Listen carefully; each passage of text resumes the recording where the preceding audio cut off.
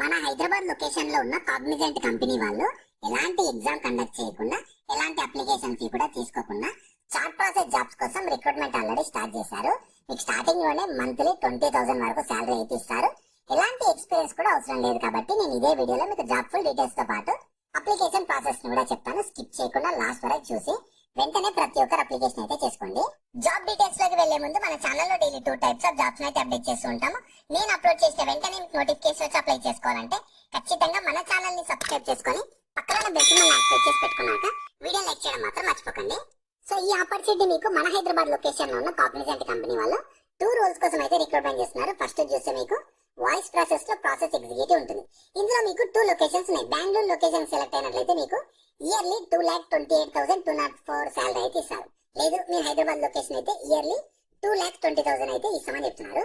మీ దగ్గర ఖచ్చితంగా government ID, Aadhaar card కానీ, ఓటర్ కానీ, పాస్పోర్ట్ కానీ ఏదో ఒకటి ఉండాలి.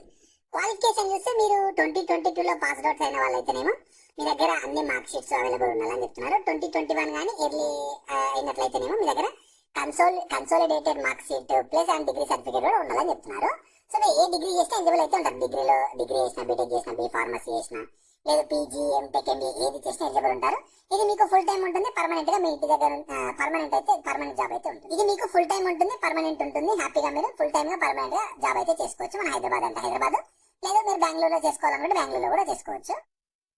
సో ఇందులో మీ రెస్పాన్సిబిలిటీస్ ఎలా ఉంటాయంటే వీళ్ళ కస్టమర్స్ కి అసిస్ట్ చేయడం కానీ, ఈమెయిల్ ద్వారా, లేదంటే వాళ్ళ క్వైరీస్ కి ఆన్సర్ చేయడం కానీ, కస్టమర్ కన్సర్న్స్ ని మీరు అండర్స్టాండ్ చేసుకోవాలి, వాళ్ళ నీడ్స్ ని అనలైజ్ చేయడం కానీ, ఐడెంటిఫై చేసి వాళ్ళకి మీరు సర్వీస్ అయితే ప్రొవైడ్ చేయాలని చెప్తున్నారు. జాబ్ అయితే సెలెక్ట్ అయితే మీ రోల్ రెస్పాన్సిబిలిటీస్ ఎలా ఉంటాయని చెప్పి ఇనిషియల్ గా వాళ్ళు మీకు ట్రైనింగ్ ప్రొవైడ్ చేస్తారు.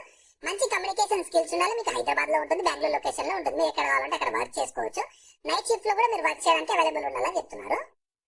సో ఇందులో మీకు నెక్స్ట్ రోల్ చూస్తే బీపీఓలోనే 2 రోల్స్ ఉన్నాయి కదా. ఈ సెకండ్ రోల్ చూస్తే మీకు బీపీఓలోనే వాయిస్ ప్రాసెస్ ఉంటుంది. ఫ్రెషర్స్ అయినా ఎలిజిబుల్ ఉంటారు, లేదు మీరు ఎక్స్పీరియన్స్ క్యాండిడేట్స్ ఎలిజిబుల్ అయితే ఉంటారు.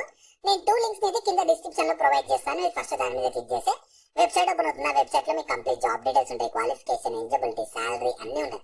ప్రాపర్ గా చూసుకున్నాక దాంట్లో మీకు 2 లింక్స్ ఉంటాయి. 2 లింక్స్ మీరు ఖచ్చితంగా 2 జాబ్ రోల్స్ కూడా అప్లై చేసుకోండి. ఎందుకంటే మీకు ఎలాంటి అప్లికేషన్ ఫీ లేదు. మీరు ఆ లింక్ మీద క్లిక్ చేస్తే ఇలా వస్తుంది మీకు. ఇందులో మీకు ఆల్రెడీ నౌకరీలో అకౌంట్ ఉంది అనుకో, డైరెక్ట్ లాగిన్ టు అప్లై మీద క్లిక్ చేసి అప్లై చేసుకోండి. లేదు మీకు అకౌంట్ లేకున్నా సరే రిజిస్టర్ టు అప్లై మీద క్లిక్ చేసి అప్లికేషన్ అయితే చేసుకోండి.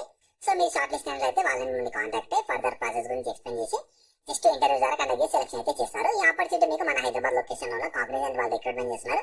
వెరీ రీసెంట్ గానే పోస్ట్ చేశారు కాబట్టి ఖచ్చితంగా ప్రతి ఒక్కరు ఎలిజిబిలిటీ ఉన్న ప్రతి ఒక్కరు అప్లికేషన్ అయితే చేసుకోండి.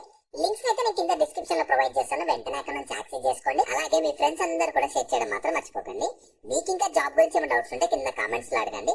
మన ఛానల్ ఇంకెవరైనా సబ్స్క్రైబ్ చేసుకోకపోతే సబ్స్క్రైబ్ చేసుకుని పక్కన బెల్ సింబల్ యాక్టివేట్ చేసి పెట్టుకున్నాక వీడియో లైక్ చేయడం మాత్రం మర్చిపోకండి.